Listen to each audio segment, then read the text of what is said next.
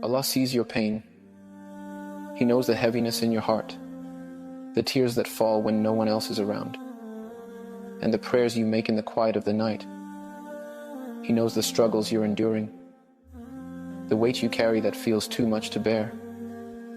You are not forgotten, and you are not alone. Allah tells us in the Quran, and we have already created man and know what his soul whispers to him, and we are closer to him than his jugular vein. This closeness of Allah means He is aware of everything you feel, even the thoughts you can't express. He knows the words you want to say but cannot. When you cry,